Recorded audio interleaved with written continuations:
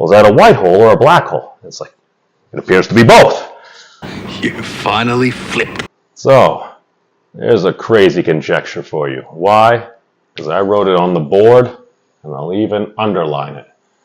Because it's an idea so crazy, it couldn't possibly be true, unless it was. And I don't know. That's why it's a conjecture.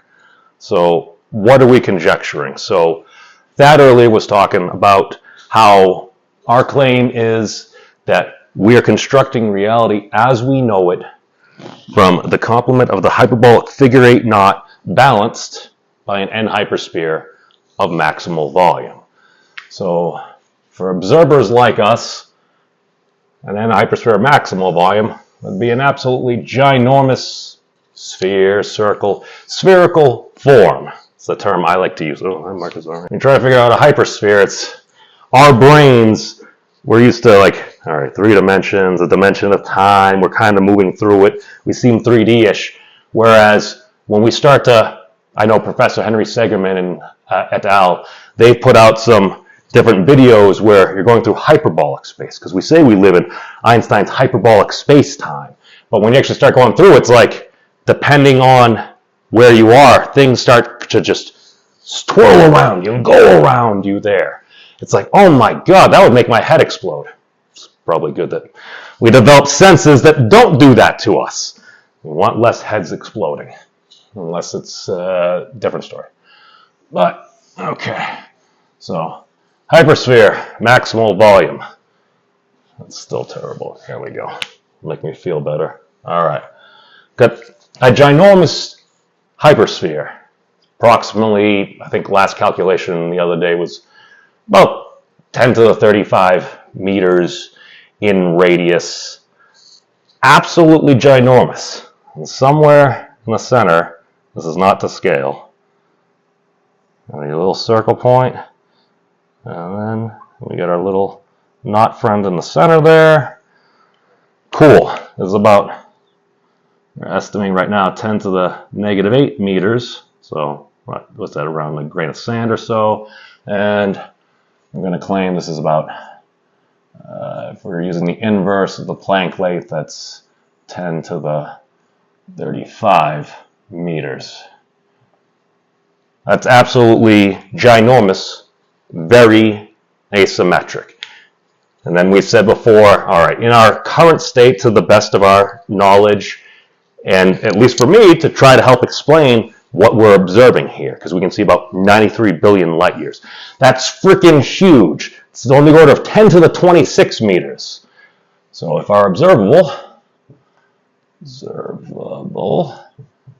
10 to the 26 meters, 6. Okay. That's really freaking huge. It's not that big. It's about 9 orders of magnitude. So, based upon our current observations, universe more or less, I think we see 0.001% curvature there, essentially 0. It appears flat. Well, how could it have positive curvature? Well, if you're looking at it on something less than a dot, it's probably going to appear pretty flat. Cool. All right, and then we'll add in, okay, so what's going to happen? Because our claim is essentially that knot at the center, the thing that's binding everything together. And you would kind of ask before about a little bit about this echelon. It's like, well, is that a white hole or a black hole? It's like, it appears to be both. That's absolutely crazy. Spectacular if true. It looks like the evidence is leading us towards that.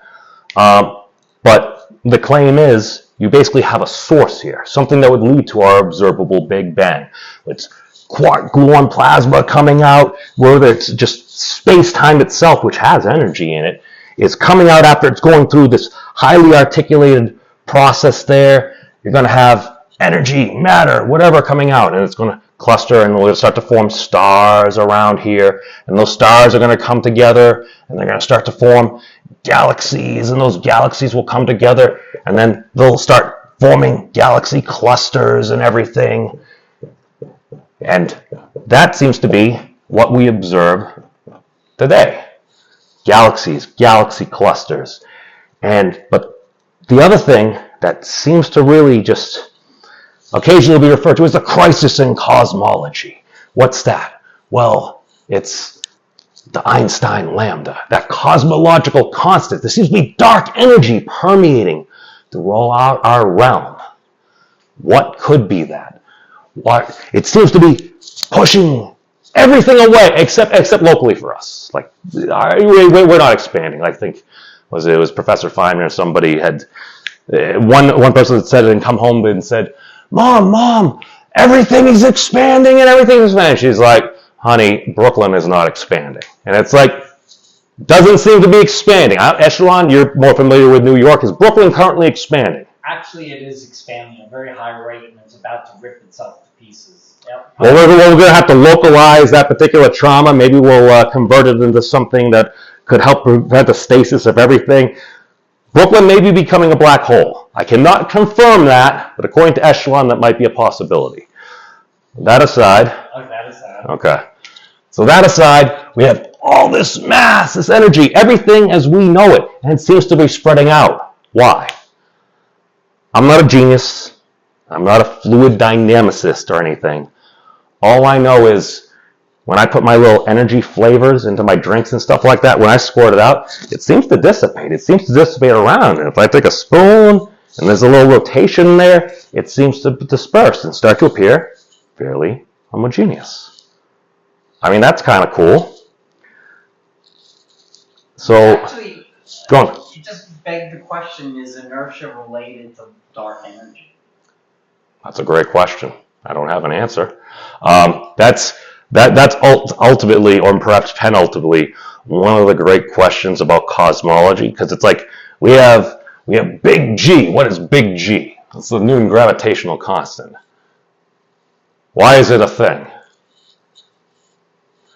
It's length, mass, time. I think those are the dimensions. And then we all have only been able to measure it out to so many significant digits. We have a pretty beautiful formulation over there. The claim is that would be able to predict future digits. We'll see. Testable prediction. But for me, it's okay, I don't have an answer for that. That's a fantastic question. I don't have an answer.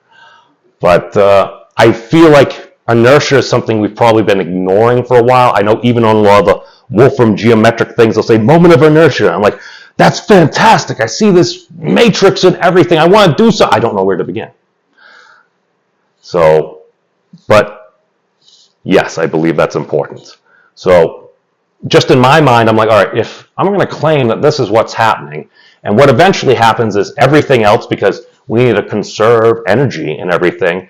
So these things are going to cycle around. Again, the claim is we have a hypersphere. These things are going to go around, but if gravity is going to continue to happen, eventually those galaxies are going to keep coming together, and given enough time, they're either going to be hyperclusters of galaxies or maybe even some hypermassive black holes, because we apparently seem to be finding really large black holes that, based upon our current models, they don't really seem to be there. Maybe they could be statistically. You're always going to have anomalies, but as we keep getting more observations from the JWST, the Gaia telescope, and we got a lot of new cosmological tools coming online, we're going to be able to get better and more accurate measurements. Because as Thad was saying in the last lecture, just even the concept of measuring something, the ability to be able to, oh, look, here's a stick, depending on the time of the day. Oh, I can actually write that down. I can use this length of rope here to measure things out. That's a very interesting concept.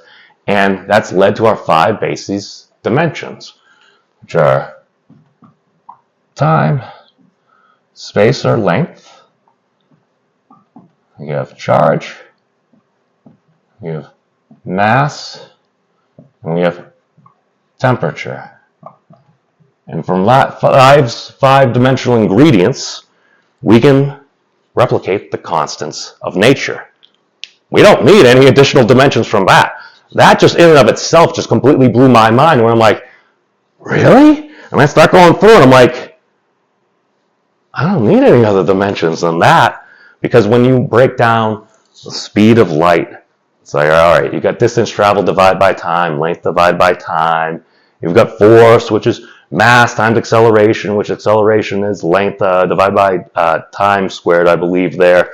Those dimensional ingredients give us our 5 bases to construct reality.